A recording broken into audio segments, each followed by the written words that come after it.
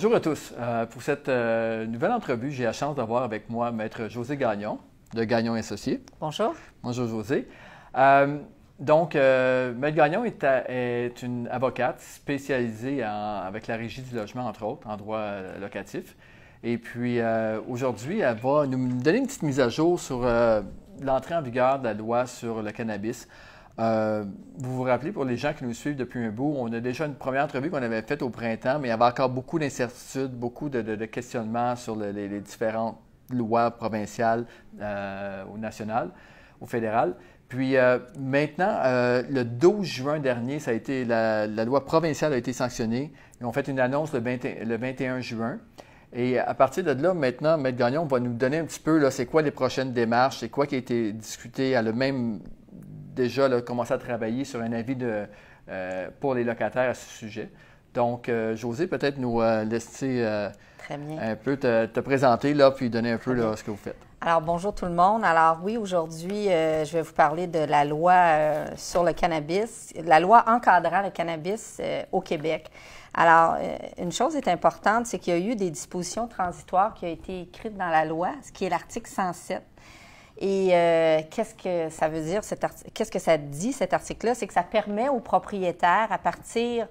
C'est ça, on ne connaît pas encore la date d'entrée en vigueur de la loi comme telle, là, mais on sait que ça va être possiblement le 17 octobre. Okay. Parce que tout le monde sait que la loi fédérale rentre en vigueur le 17 octobre, c'est-à-dire qu'on va pouvoir fumer du cannabis. Parce que la loi provinciale ne peut pas devancer la loi fédérale. Alors, suite à des recherches et à des appels à la Régie du logement, il semblerait que ça ne serait pas avant le 17 octobre. Alors, on peut présumer qu'à partir du 17 octobre, le propriétaire ou tout propriétaire d'immeuble pourront, dans un délai de 90 jours, envoyer un avis modifiant le bail. C'est-à-dire qu'il pourra aviser son locataire ou ses locataires qu'il va avoir une nouvelle clause. Et cette clause-là, ça va être une interdiction de fumer le cannabis. Donc, on va rentrer en détail tantôt par rapport à, justement, fumer quoi? Est-ce que c'est un appartement sans fumer? Mais il y a différentes sortes de fumée. C'est pas la même chose, non. Donc, mais avant ça, juste pour mettre les gens en perspective, fait que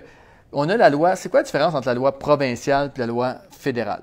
Bon, alors la loi provinciale, c'est la loi pour le Canada, hein, ça le dit. Et ici, bien, la loi qui a été sanctionnée et qui est en vigueur, elle va entrer en vigueur le 17 octobre. On a le droit de fumer du cannabis au Canada. Alors, c'est la loi fédérale sur le cannabis et on a le droit d'en faire la culture, d'avoir un maximum de 4 plants par individu et également, je crois, d'avoir en sa possession 150 grammes de cannabis. Alors, c'est grosso modo, là, la loi fédérale. Ensuite vient la disposition de la loi provinciale, qui est la loi 157, qui vient encadrer la loi sur le cannabis au Québec. Exactement. Et cette loi-là, bien, par rapport aux propriétaires, les articles importants, il y a quelques articles, moi, que je voudrais parler aujourd'hui là, à tes téléspectateurs. C'est l'article 10, 11 et 107. L'article 10... Fait que là, en ce moment, on est rendu dans la loi provinciale. Provinciale, oui. La loi provinciale, c'est vraiment elle qui va s'appliquer sur le terrain, malgré Absolument. Suite à des vérifications, encore des recherches, à la Régie du logement, bien, on s'est dit la Régie du logement, c'est provincial.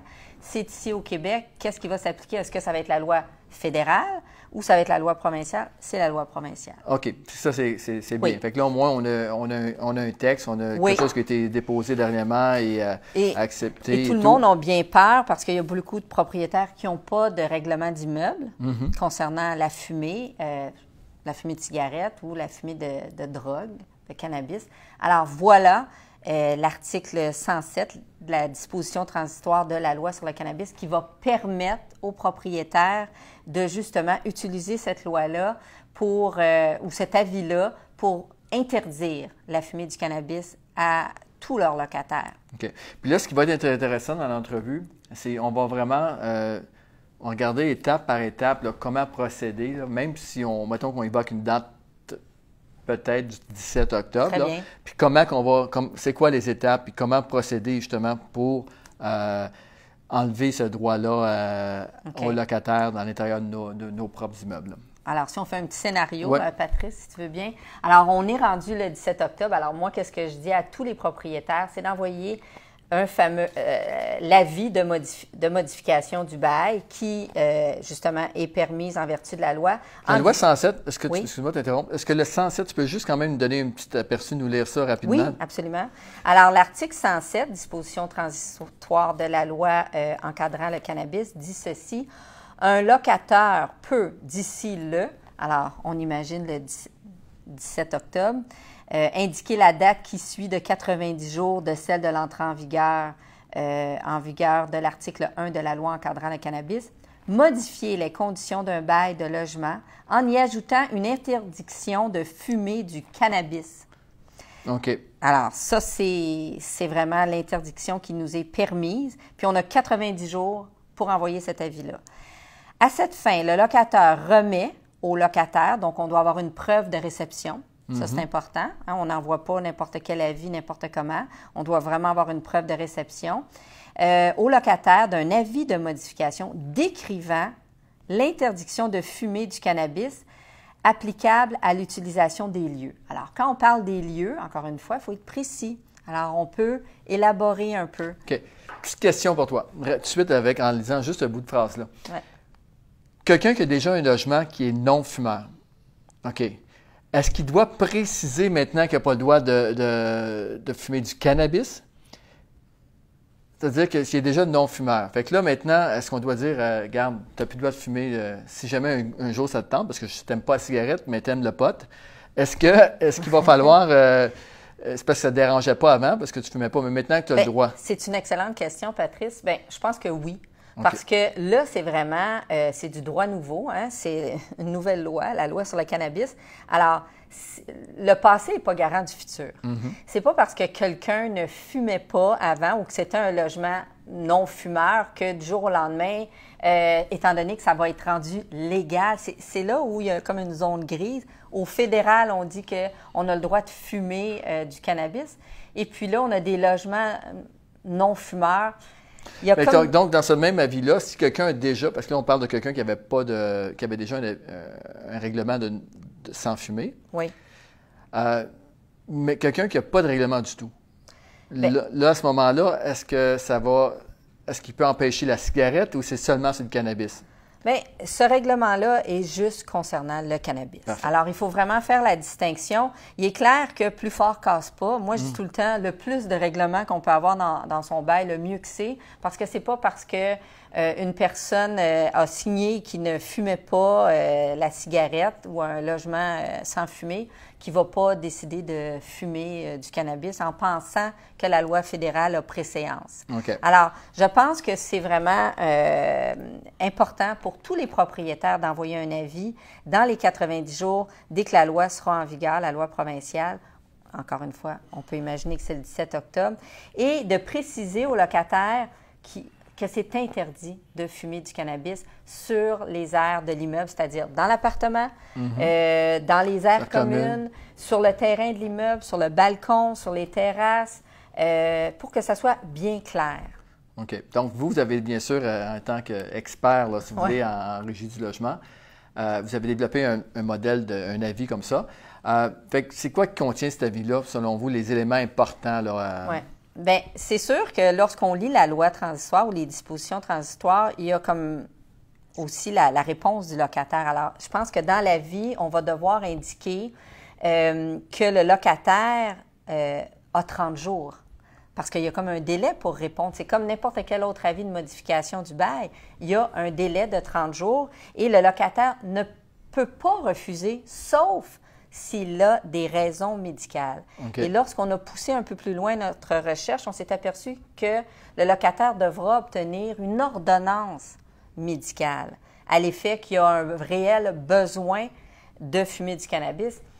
Alors, c'est encore... Donc, à ce moment-là, c'est qu'on s'entend avec cet avis-là, c'est-à-dire le locataire ne peut pas refuser, là, à moins justement d'avoir Oui, bien, la loi, excuse-moi Patrice, mais la loi dit justement que si, en absence de refus, l'interdiction est réputée inscrite au bail après 30 jours. Alors, si la loi mentionne que le locataire peut refuser uniquement pour des raisons médicales, il n'y a pas d'autre motif. OK. Donc, à ce moment-là, en tant que propriétaire, tu es dans ta gestion et là, tu envoies cet avis-là. Puis le locataire qui n'est pas au courant des lois et qui n'a pas été lire ça comme ça, bien, lui, si mettons, il fait juste refuser pour refuser, là. Comment qu'on gère ça? Alors, dès qu'on reçoit un refus de cet avis-là de modification, le propriétaire doit, dans les 30 jours du refus, inscrire une demande immédiatement à la Régie du logement pour que cet avis-là de modification du bail qui interdit de fumer du cannabis soit intégré à son bail. Parce que le locataire qui fait juste répondre, bien regarde, on a le droit à cette heure de fumer au Canada. Puis, tu sais, il n'a pas poussé ses recherches plus que ça, puis il n'est pas informé comme nous ou pour en compagnie. Donc, à ce moment-là, lui, juste pourrait refuser pour refuser. Il y en a qui sont comme ça. Là. Ben, il aura à faire sa preuve, mais malheureusement pour lui, Patrice, ça ne passera pas. OK. Je ne suis pas juge, là, je suis juste avocate, mais j'imagine que la loi permet seulement pour des raisons médicales. Parfait. OK. Donc, c'est l'avis de 90 jours. Et là, il est important d'inclure le 30 jours. Oui, je pense que ça va être important. Excuse-moi, Patrice, de t'interrompre. Mais je pense que ça va être très important de l'inscrire, la réponse dans les délais de 30 jours, parce que il ne faudrait pas que cet avis-là soit trouvé incomplet et que le locataire ne sache pas qu'il pouvait refuser dans un délai de 30 jours pour des raisons médicales. Alors, je pense que l'avis devrait être complet. Tout comme dans un renouvellement de bail, habituellement, où tu donnes, à partir de la date que tu l'envoies, tu donnes 30 jours, parce que sinon, il pourrait revenir... Même si tu l'enverrais au mois de janvier, si tu n'écris pas le 30 jours, il pourrait contester pour revenir jusqu'au mois de mars. Que l'avis n'est pas légal. Jusqu'au mois de mars, c'est ça. Oui. OK. Alors, on veut éviter fait que ça. C'est un élément important. Oui. Ensuite, est-ce que tu précises le genre de fumée? Oui, exactement. Bien, quand on regarde la loi, il y a un article qui donne un genre de définition. C'est pas une définition, mais un sens à qu'est-ce qu'on entend par fumée. Alors, je peux le lire si tu veux bien. Le sens du mot fumée, c'est la section 1 dans les restrictions sur l'usage du cannabis. Alors, on dit pour l'application du présent chapitre, fumer vise également l'usage d'une pipe, d'un bong, d'une cigarette électronique ou de tout autre dispositif de cette nature. Alors, c'est ça qu'on entend par fumer. Puis je pense qu'on pourrait l'inclure aussi donc, dans la pipe, le bong. Oui. On ne demandera pas d'expliquer c'est quoi le bong. C'est quoi, là, mais... Bon, on ne rentre pas dans cette explication-là, mais Google pourrait aider. C'est ça. OK. Et cigarette électronique. Cigarette électronique aussi. Oui. OK. Parce qu'on peut mettre, bien sûr, à l'intérieur de ça... J'imagine du cannabis. Ou... C'est pour ça que je pense que quand on va parler qu'il est interdit de fumer du cannabis, on pourrait même parler de tous les dérivés du cannabis. Parce que j'imagine que tous les dérivés du cannabis peuvent être fumés dans des bongs ou cigarettes électroniques. OK. Donc, c'est important. Ils ont déjà précisé ça dans la loi. Donc, vous le reprenez on est en train de rédiger l'avis de modification. Donc, c'est bien. Fait que là, à partir du moment... Puis ça, c'est important parce que certains propriétaires pourraient être tentés de dire, bon, je vais attendre au renouvellement avant de le faire. Mais ça ne marchera pas au renouvellement parce que la période de 90 jours qui part du... Mettons qu'il partirait du 17 octobre, ça nous mettrait au... Le 17 octobre, ça nous amène jusqu'au 15 janvier. Alors, donc, on va c'est ça. Ça pourrait être possible de quelqu'un entre les deux. Quelqu'un pourrait faire son renouvellement le 7 janvier et inclure ça à l'intérieur. Absolument. On pourrait attendre, mais c'est quand même borderline. Oui. Est-ce que tu suggères de faire un avis différent ou quelqu'un qui... Parce que là, on parle des baux qui se terminent en juin, mais si quelqu'un a des baux qui se font avant, est-ce que tu suggères de le faire séparément ou de mettre à l'intérieur d'un renouvellement qui va se passer, exemple, en février, mars ou avril? Bien, moi, je pense que ça devrait être séparé parce que c'est quand même un événement. C'est quand même une loi spéciale. Hein? Je veux dire, c'est pas tous les jours qu'on légalise le cannabis. Puis, justement, que le gouvernement nous donne la possibilité, avec une loi spéciale, des dispositions transitoires, d'empêcher que la possibilité d'interdire la fumée de cannabis. Donc, c'est vraiment un privilège. Et je pense que c'est grâce à la Corpic que cet article-là fait partie des dispositions transitoires. Donc, je pense que ça serait primordial, impératif pour les propriétaires de l'utiliser et de l'utiliser seul pour que ça soit vraiment intégré comme une clause valide dans le bail. Absolument. On ne peut pas dire qu'il n'y avait pas lu cette ligne-là, et ainsi de suite. Donc, Non. Puis là, on a la chance, puis tout le monde devrait consulter un avocat spécialisé pour justement rédiger cet avis-là. OK. Est-ce qu'on peut inscrire d'autres interdictions à l'intérieur de ça? Bien, Parce que est-ce qu'on peut prendre cette porte-là, cette ouverture de 90 jours, où c'est vraiment, on risque de peut-être, si on en demande trop... je le sais que c'est tentant là, pour beaucoup de propriétaires, mais malheureusement, ça peut amener justement des refus si on essaie d'être trop large. Alors, je pense qu'on devrait rester spécifique. Donc, juste ajouter la cigarette pour quelqu'un qui n'a pas de règlement, ça ne se fait pas. Ben, je pense que c'est pas le temps de faire ça. Okay. Je pense qu'on devrait s'en tenir avec « il est interdit de fumer du cannabis » tel que la loi nous le permet d'interdire. Okay. Alors, je pense que ça serait la seule interdiction. Puis, de toute façon, le propriétaire ne perd pas ses droits. Il pourra bénéficier encore de son délai entre 3 mois et 6 mois avant la fin de son bail. Il pourra inscrire, s'il veut rajouter des nouveaux règlements, il y aura un autre délai pour le faire. OK. Maintenant, je sais que dans les derniers jours, là on est au mois de juillet. Et dans les derniers jours, il y a eu des décisions, je crois, que c'est fait. Est-ce que tu as un peu de jurisprudence pour parler avec nous qui s'est fait pour compléter? Oui, bien, c'est un peu bizarre, mais à la Régie du logement, on en voit de tous les genres. Alors oui, c'est pour ça que moi, je disais à tout le monde que c'était prématuré, mais... il y a une greffière spéciale, je nommerai pas son nom, qui est venue dire, quelqu'un a inscrit comme clause, il a fait une augmentation de loyer, puis il avait marqué interdiction de fumer le cannabis dans le logement. Et la régie a, peut-être qu'il n'y avait pas de contestation, et j'ai lu dans le jugement que c'était marqué, considérant l'absence des locataires et de contestation. Donc, il n'y avait pas eu de contestation et la greffière spéciale a accepté la clause. Donc, selon moi, elle est prématurée, cette clause-là, mais... C'est ça, ça peut être faussé parce qu'étant donné que les locataires ne se sont pas présentés... Ils pourraient toujours demander une rétractation. Parce que, justement, dans un autre dossier, ça a été refusé, cette clause-là, en disant que c'était pour un autre motif, que c'était pour résoudre des conflits et non en application de la loi. Et la juge, la greffière spéciale est venue dire que, toutefois, dans le cadre d'une demande visant à modifier des conditions d'un bail, alors qu'un locataire vit déjà sur les lieux, il convient d'appliquer l'analyse d'une cause, Stanco, concernant des ajouts aux interdictions visant à sanctionner un comportement du locataire demandé en vertu d'un article du Code civil. D'autre part, dans les circonstances, l'ajout d'une telle clause constitue une atteinte au droit et au maintien dans les lieux. Alors ici, la juge a complètement refusé l'avis qui venait. C'était un avis qui empêchait de fumer la drogue, mais également la cigarette. Et puis, elle est venue dire que c'était pour évincer le locataire. Fait que c'était pas vraiment le bon prétexte. C'était sur un autre prétexte. OK. Alors, je pense qu'il y en a une autre où ils ont dit qu'elle était complètement prématurée et qu'on devait attendre que la loi rentre en vigueur. OK. Donc, fait que c'est à ce moment-là, fait que ce qu'on peut résumer, on regarde les investisseurs qui nous écoutent présentement, propriétaires d'immeubles, d'attendre vraiment d'avoir cette fameuse... Alors, il faut se préparer. Oui. Moi, je dis, il faut se préparer, il faut préparer les avis, envoyer ça à tous les locataires.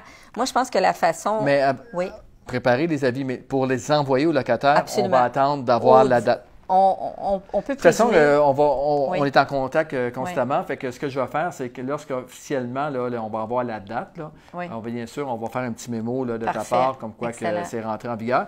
Mais de ne pas l'envoyer avant, parce qu'on risque d'avoir la même chose qu'il y a eu comme les jurisprudences qui dit comme quoi que c'est prématuré. Absolument. Okay. Alors, on ne veut pas se retrouver avec un avis qui est nul. Hein? On veut justement que l'avis soit valide et qu'elle fasse partie des nouveaux règlements du bail. Okay. Alors, on doit vraiment attendre à l'entrée en vigueur de la loi provinciale. Parfait. Puis ça, un locataire ne peut pas prendre ce prétexte-là pour décider que finalement, il s'en va. Là. Oh, puis là, une question importante. À partir du moment qu'on donne l'avis, il y a un 30 jours. Oui. S'il n'y a pas de contestation, est-ce que c'est au 31e jour que ça commence? Ou Après le 30 jours, l'avis de modification entre en vigueur. OK.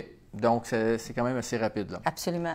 Parfait. Maintenant, culture, est-ce qu'on parle de la culture dans la loi un peu? Est-ce que là, on parle d'interdiction de fumer, mais de cultiver? Bien, selon ma compréhension, puis selon l'article 10, il est interdit de faire la culture de cannabis au Québec. Il n'y a pas de nombre de pots?